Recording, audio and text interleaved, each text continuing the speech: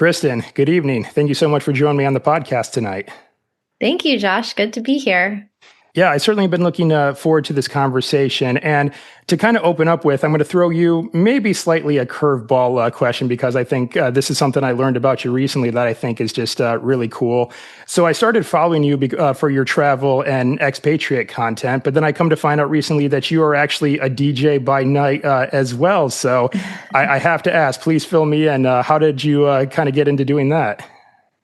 I am. And actually, the beginning of my podcast, when it was called Badass Digital Nomads, I used to talk about that as a joke, but then I actually started doing it during the pandemic. And now it's become a second career. So it's funny how that happens in a matter of 5 years.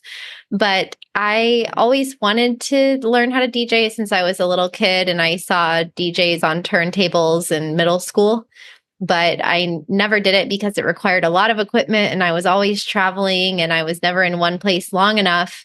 But then, yeah, around the pandemic time or right before, I started taking it seriously and taking classes online. And then, of course, 2020 came and then everybody had extra time. So that's really when I dedicated more time to learning that skill. And now I'm actually officially a music producer now as well. So for the past 3 years, I've been learning how to produce music, and I have 4 tracks coming out this summer. So a lot of my followers from back in the early 2000s, they've been sending me messages like, wow, you're really wearing a lot of hats here, Kristin. So I just like to, I guess, be creative and follow intuitively curiosities that I have about different skills and things. And I think that's important for everybody to have some kind of a creative outlet and a passion project. And that's certainly what it is for me. And I've been able to combine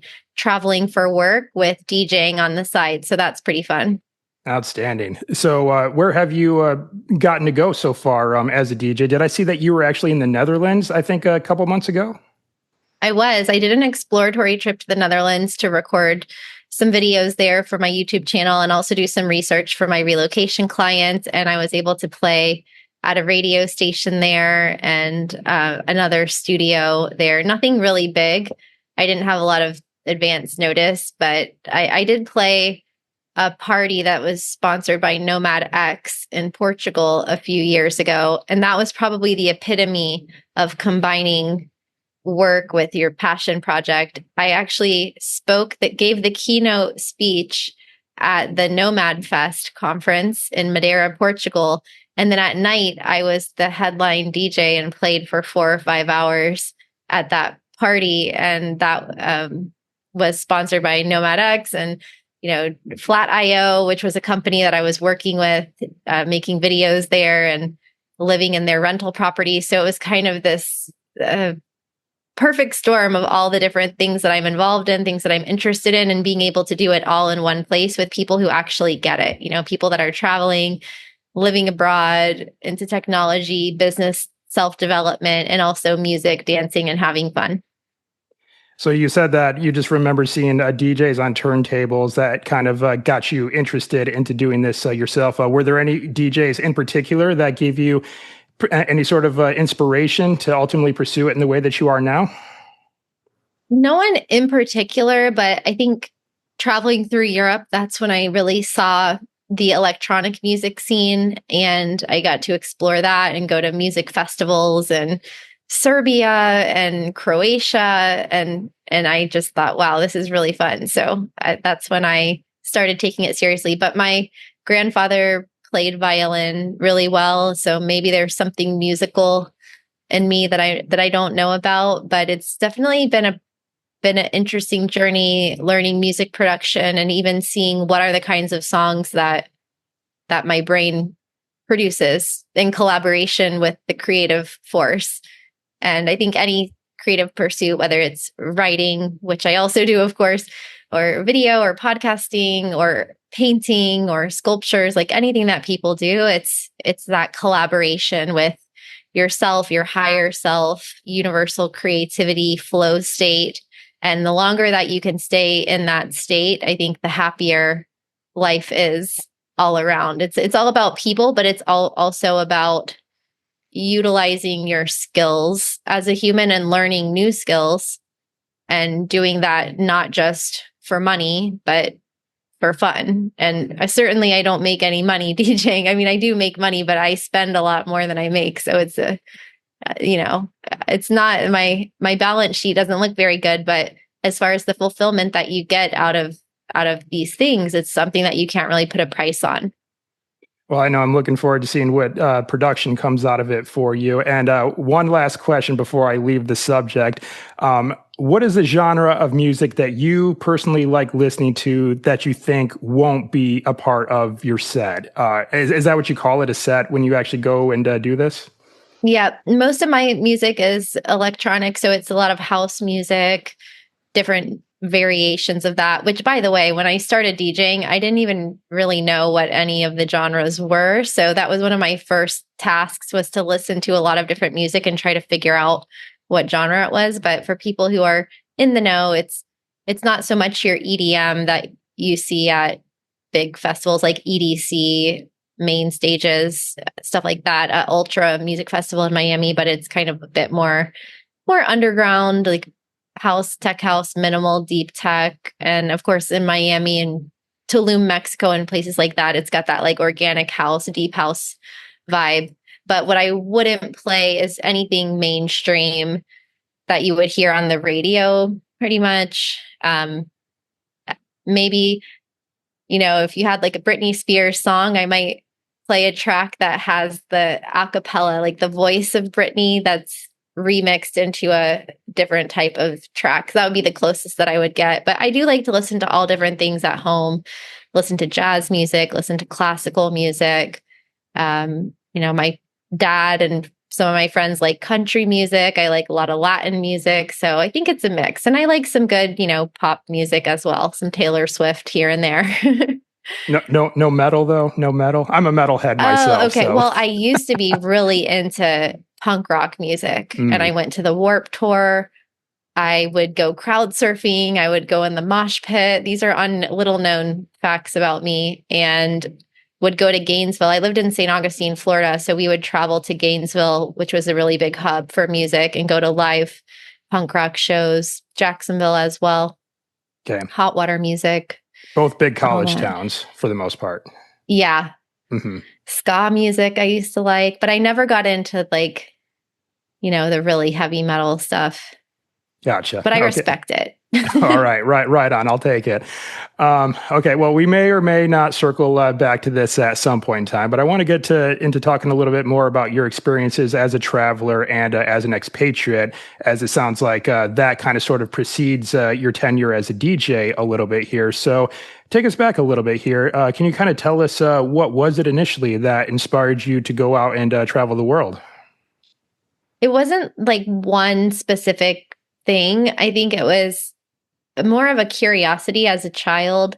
I loved looking at my grandparents' travel photos, my mom's travel photos, and I would just sit in the hallway with all the old photo albums, looking at the pictures over and over again of San Francisco and Paris, France. And I wanted to know where all of these places were.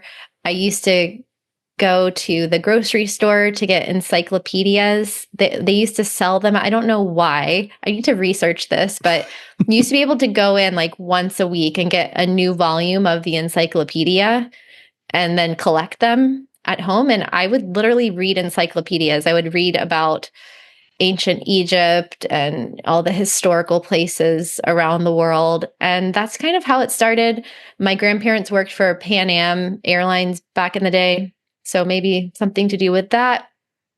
And whenever I was growing up, saving money, like working for minimum wage at a surf shop, as a lifeguard, teaching surf lessons, waiting tables, anything I did, I would just save all of my money to go travel. And my friends would buy, designer sunglasses and expensive clothes or expensive car. And I just wanted to travel. So it wasn't really a conscious decision. It was just something that I just couldn't wait until I was old enough to be able to travel by myself and go wherever I wanted to go. I used to climb trees and like run away from home, not to forever, but just run away down the street to go explore and not tell anyone where I was going. And I've just always been really adventurous like that. So as soon as I was 16, 17, and my parents would let me go to Puerto Rico with my friends, go to California, go to Mexico, I was off to the races, and I never really stopped after that. So you're in South Florida now. Is that where you're from originally? I'm from a town called Vero Beach, which is about 2 hours north of Miami. I heard of Very it. beautiful little town. Well, it's growing a lot now, but back in the day, it was orange groves, beaches, small town vibes. And yeah, a very idyllic place. And my grandparents lived in Miami Springs by the airport. So we would come down here a lot. I really only came here during the pandemic for a few months, and then it turned into longer as a home base. And now it's turned into a pretty good home base. I've got Fort Lauderdale Airport 30, 45 minutes away, and Miami's like 10 or 15 minutes away. So it's easy to get in and out, and it's just expensive here. Yeah, I would imagine so. So you mentioned that like you were looking for the earliest chance possible to go out and travel solo. So where was that? Like, where did you end up going for your first solo trip? Probably my first solo trip without any friends was to Costa Rica in 2002 when I studied abroad. Okay. I think that was the first time I went on a plane to a foreign country by myself, and I was there for 4 or 5 months. And then I did a solo trip, a semester abroad in Australia. But then I made friends there and met up with some people. And, looking back, I just made a scrapbook last year, and I was thinking like, wow, I really was young to be going all these places around the world. And, went to Fiji with a friend, and, we just would travel wherever, go on road trips, but I just loved it. It felt very natural. And I still really enjoy traveling alone. I like traveling with friends or a partner as well, with family members. But I get like these companion passes on Delta, and I pretty much never use them because you have to travel round trip with one person.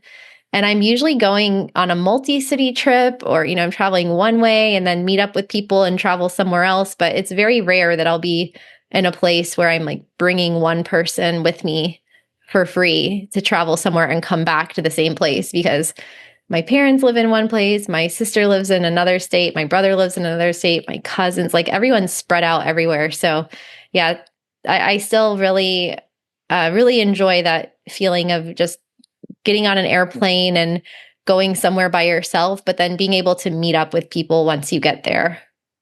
Now, companion passes, is that the arrangement that you can make that someone can travel with you for free as long as you can go in one continuous direction? Is that how that works? Yeah, it's like a round trip ticket, and you can bring someone for free. So I rarely even travel round trip. Like this last week, I went to Las Vegas, then California to Vegas round trip, then Vegas back to Miami. And then next week, I'm going from Miami to Cali, Colombia, to Tallinn, Estonia, to Medellin, Colombia, and back to Miami. So those are the kind of weird trips that I take. Now, one of the questions that I also want to ask you, and I like to ask this question to women who come on my show, and this is mostly coming from on behalf of women that I have in my life. I have a lot of women that I know who will listen to the show, or they'll follow, travelers like you. And they like the idea of going out and traveling and seeing the world, but a lot of times they're afraid to. There's a lot of things that they're afraid of, and especially to go by themselves. And so was fear something that you had experienced when you kind of first started going out and traveling? And if so, how did you kind of manage that fear? I was terrified when I first traveled alone. I remember being on the plane to Costa Rica and crying as the plane landed. Like I did not want to get off the plane. And the first night crying myself to sleep, thinking, what have I done? But then after 2 or 3 days, when I opened my eyes and realized I'm in the Central Valley of Costa Rica and it's so beautiful, and I'm hiking a mountain to get to my Spanish school every day and drinking amazing coffee and talking to the taxi driver and the students and the teachers, and it just became so fun. So there's a lot of places I've been where I felt uneasy about going there. Like I remember a few of my friends and I went to Bosnia and Herzegovina and Serbia. And I had this image of these places as being dangerous because of the civil war in the past. And it was completely peaceful and safe. And I don't know why I had that image in my mind of probably like all the NATO stuff that was going on. Sure. I was afraid to travel places in Mexico, Nicaragua, South America, but little by little, everywhere I went, I realized it's just a normal place. Unless you're going somewhere that is in a conflict situation, there's going to be some safe areas, some dangerous parts of a town that you don't go in typically, like places in Brazil, Medellin, Colombia, like certain areas that you don't really walk through. But as far as just generally traveling places, I just started to realize it's actually a lot safer than I thought. It's just the same as being in the US or more safe. You could just go about your daily life. And so little by little, I got over that fear. And then it just became normal for me. And there's still places in the world that I maybe wouldn't go to by myself, or I do a lot of research before I went there and have some kind of plan. I've gotten so used to traveling with not even a real itinerary, just a general idea of what I'm going to do, that there's certain places where I definitely plan more ahead. But I would tell any of the women listening that it's normal to feel a bit scared the first time that you do anything. I was a gymnast the first time I did a backflip, the first time I did a cartwheel on the balance beam. I was scared, but once you learn that skill, then you feel better. That doesn't mean to ignore your intuition if you feel like you're in an unsafe situation, which I also have been.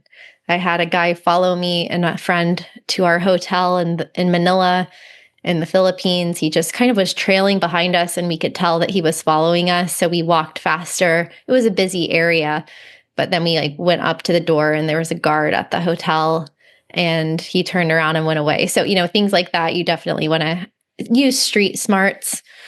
Back then they didn't even have Ubers. So there were a lot of stories about taxis, drivers, and crime in different places. So you'd want to make sure that you got an official marked taxi and, get a picture of the license plate, stuff like that. But now we have Uber apps and other things. But there might be a lot of countries, especially throughout Europe, Northern Europe, that are 100 times safer potentially than the city that you might live in.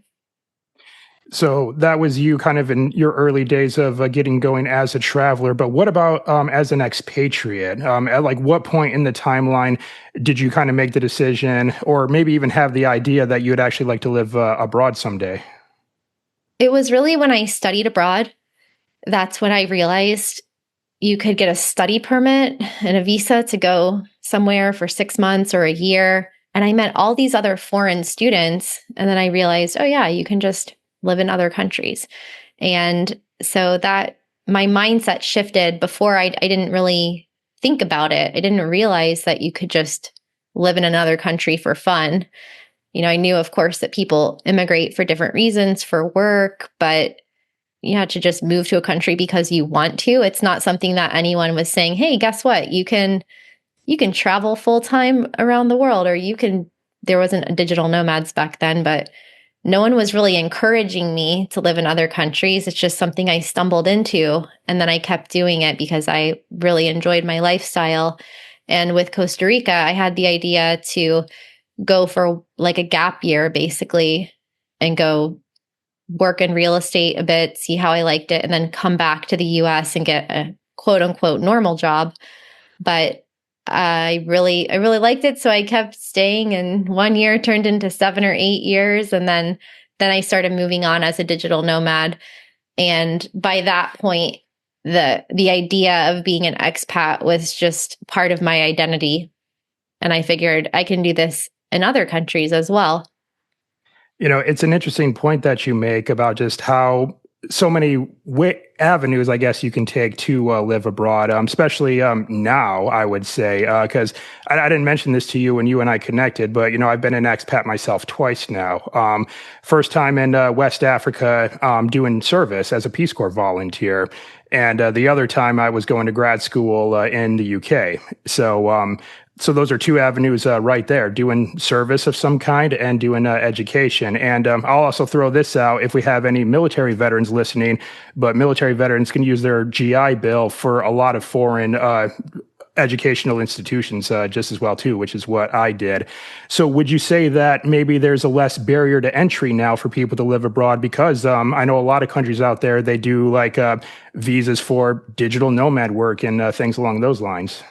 Yeah, the barriers are a lot lower now. Actually, now that you mention it, my economics teacher in college recommended that I go to Japan to teach English. I think he saw something international in my interests. And so he gave me this paper application for applying to teach English through some company I had never heard of.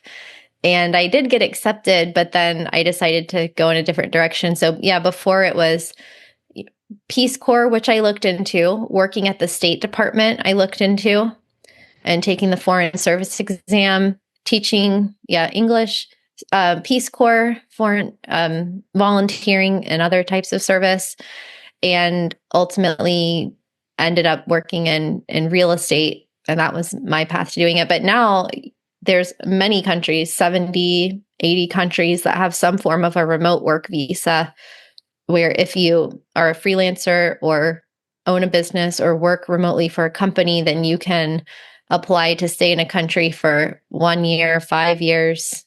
It depends on the country. And also, most countries also have a freelancer visa or a self-employment visa that you could also qualify for if you want to work in that country. So that would be expat territory, where you go somewhere for a few years to live there. And then if you decide to emigrate permanently and become an immigrant, you can do that as well, or you could move on to the next place.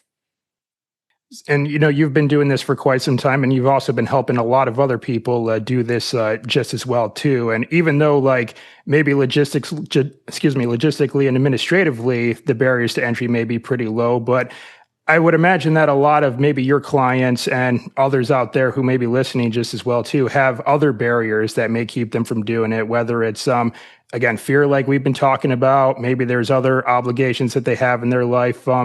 So would you say that, or what would you say would be like maybe a top 3 barriers that people would face when they say that they are interested in moving abroad, but something's getting in their way? Anything come to mind? Oh yeah, there's a lot of things that are barriers to moving abroad.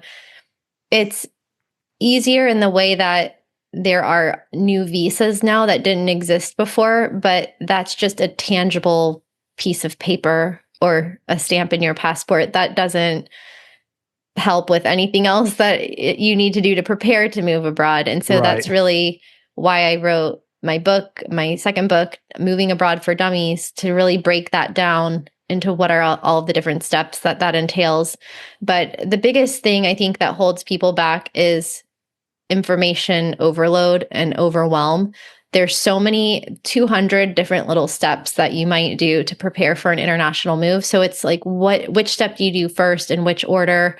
Choosing a destination is a big one. People are afraid to choose the wrong place and then end up spending all of this money to go to a country that's not the right fit for them, and then move. Severing ties with your home country, even if it's temporarily for 1 year or 3 years or 5 years, it's, mobilizing your stuff, downsizing, selling everything, giving it away, putting it in storage, turning off all your, utilities, like selling your house, your car, giving up your lease. Like, there's a lot of logistics that go into that. Money is another one. Saving money for the move, for getting help, for the plane tickets, for security deposits, and family. I would say family, friends, work. There's a lot of things to look at and decisions to take regarding your job, your proximity to your friends and family, and they might have an opinion about that as well. Your boss might not want you to move abroad or work remotely. So that could entail finding a new job or starting your own business and then waiting until you have enough money to fund this. And then there's also that fear of the unknown, the culture shock, and fear of making a mistake. But I can say, Josh, that I've been doing this for 20 years, and no one has ever told me that they regretted going abroad. I Even if certainly don't. they quote unquote failed or came back sooner than they planned, like there's no downside. I mean, you can't lose if you go abroad. Even if you decide it's not for you, wow, you've just had an amazing experience where you spent a month in another country. I mean, a lot of people don't even ever have a passport. So the fact that you could go stay in a country for a month or so, that's like a huge life experience that is going to change your life way more than going on a 1 week holiday or going on a cruise or something like that.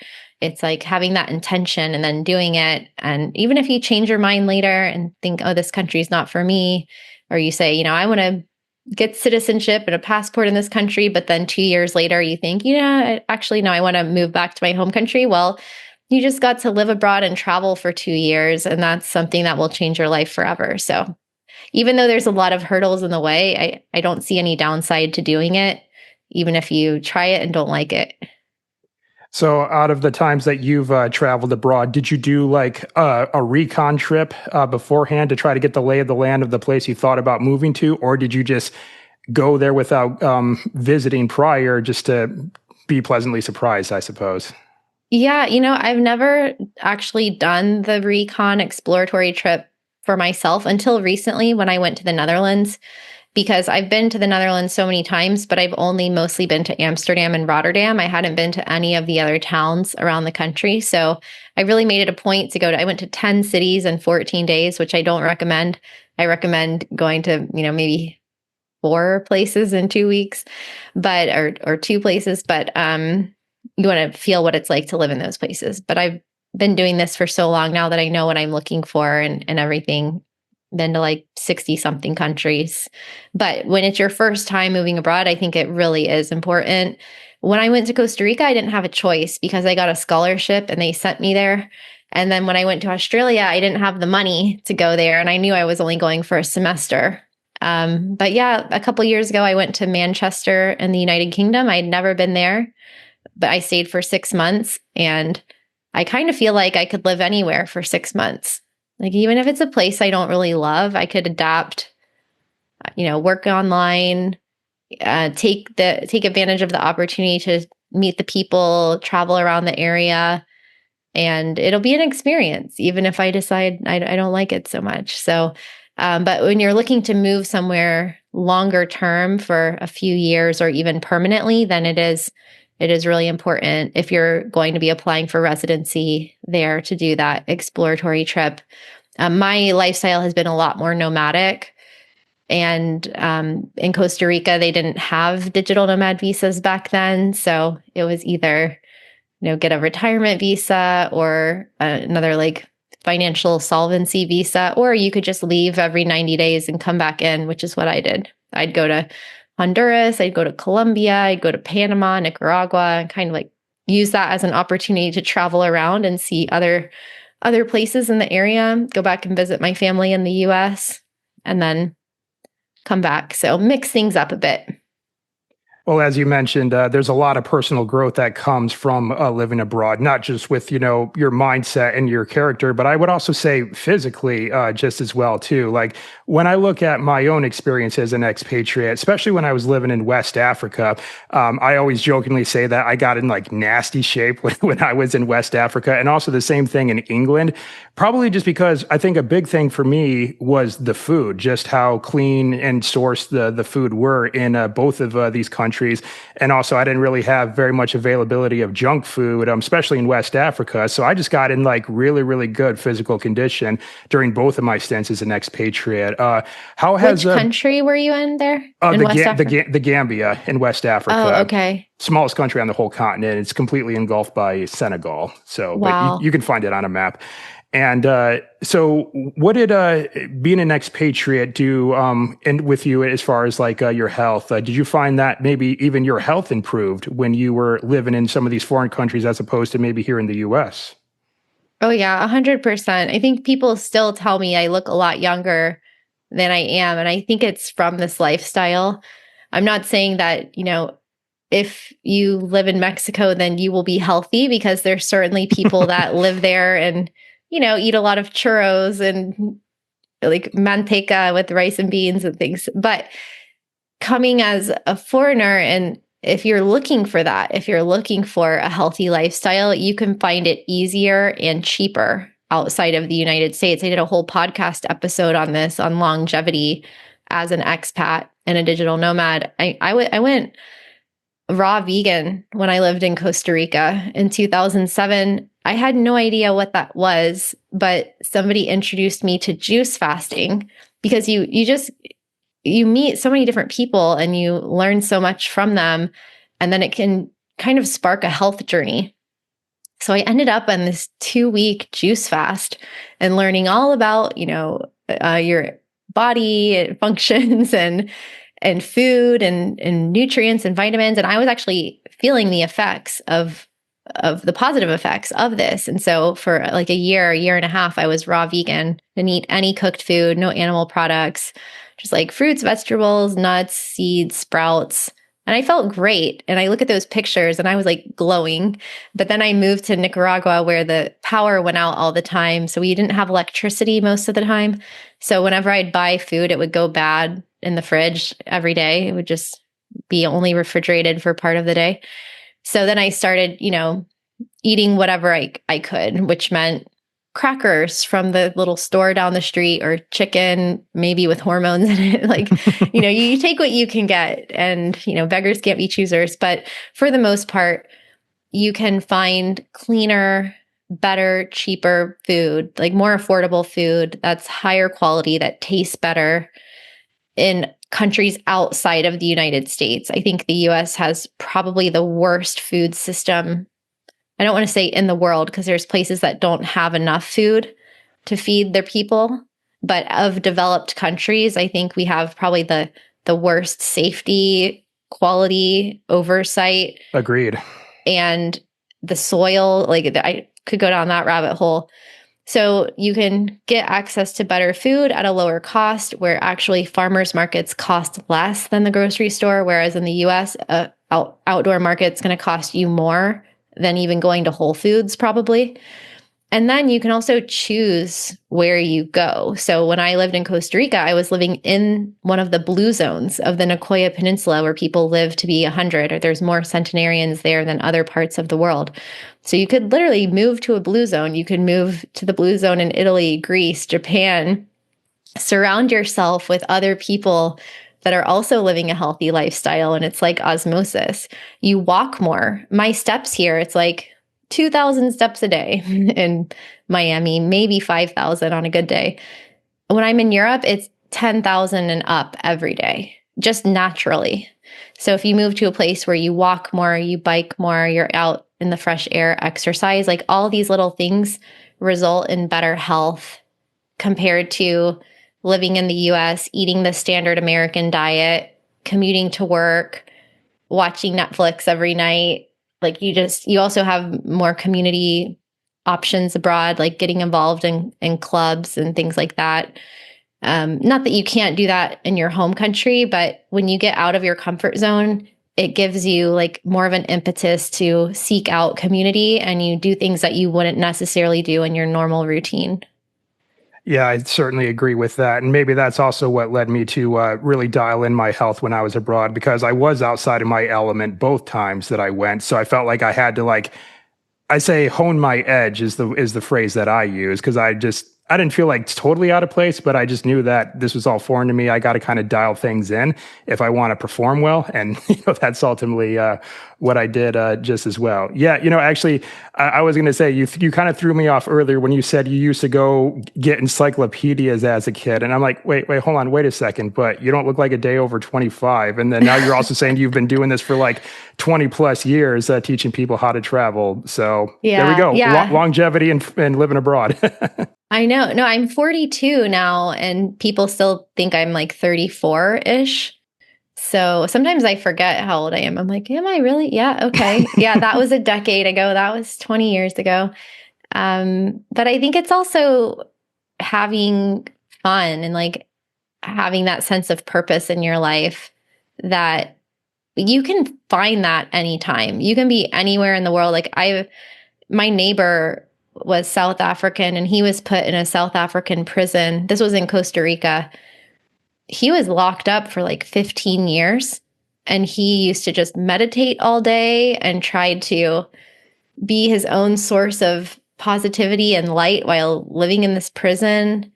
And, you could do that anywhere, but when you have the opportunity to go to another country, it just kind of awakens your senses in a new way, and you get out of that rut or that daily grind. It's not like changing locations is going to fix everything in your life or make everything perfect. It doesn't do that. It actually creates, new challenges, but it does kind of give you that like change of scenery, that shock to the system that helps you to see things in a different way, and then make of that what you will. Like back in the day, we didn't have like iPhones, for example. So it was harder to keep in touch with people from home.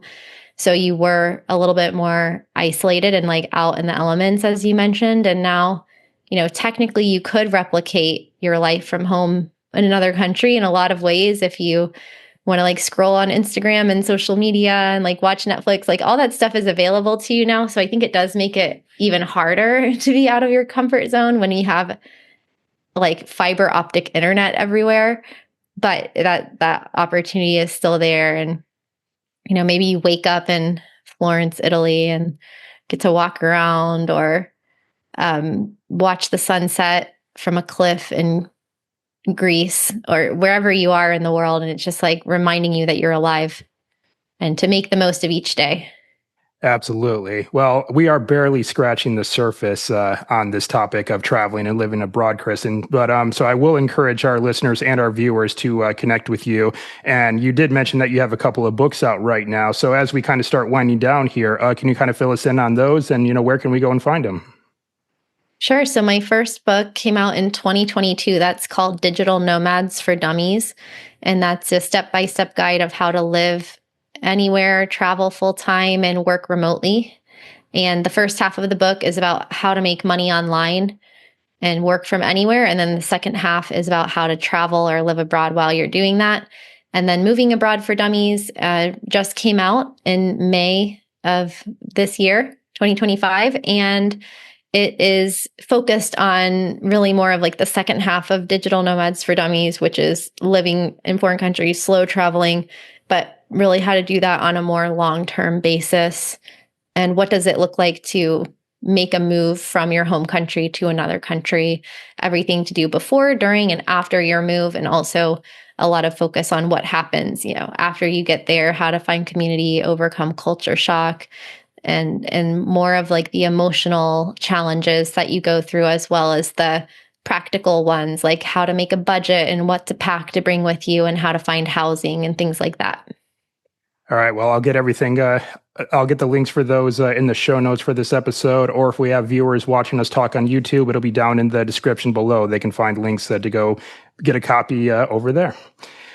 All right. So as we start winding down here as well, I have a couple more standard questions for you that I ask all of my guests. And the first thing I like to ask my guests to do is issue a challenge to our listeners. Because we got to hear some stories from you today. We got to get some great information from you today.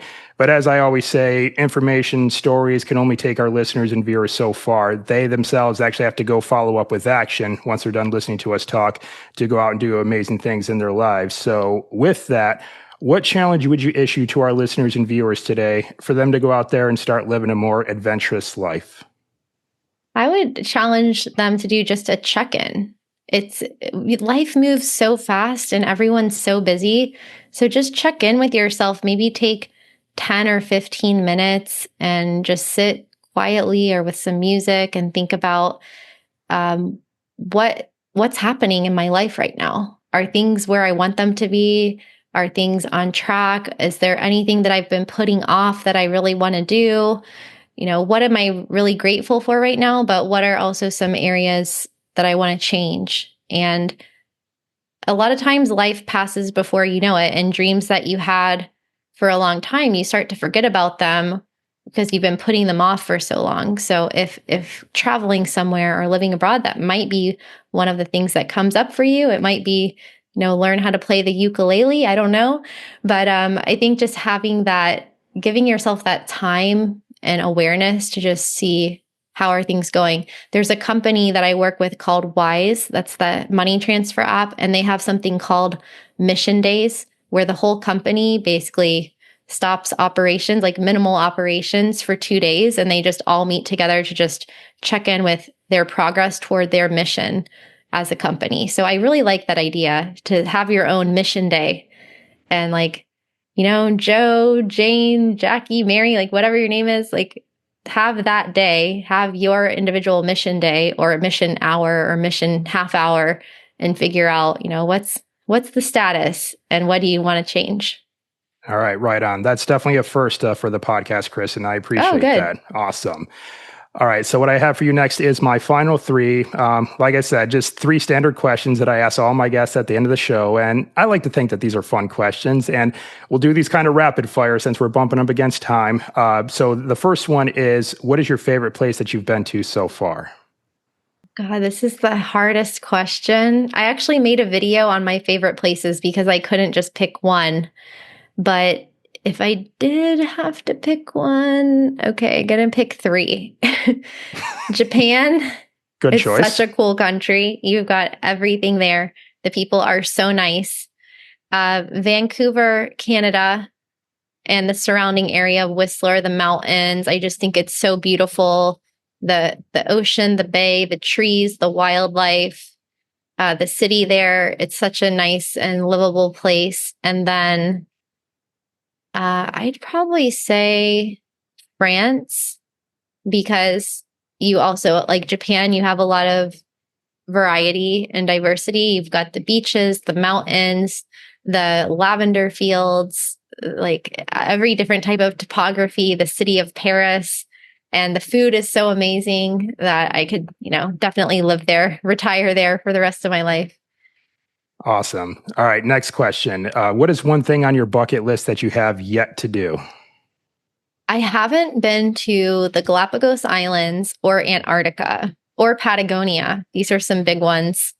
I also haven't really explored most of Africa. I've been to Cape Verde, but I'd really love to travel through West Africa, also South Africa, and Asia, parts of Asia and the Middle East, Lebanon, Jordan, the stands, Uzbekistan, Kazakhstan. Like, I haven't been there. I mean, there's just so much to see, but those are high on my list. Nepal, Bhutan.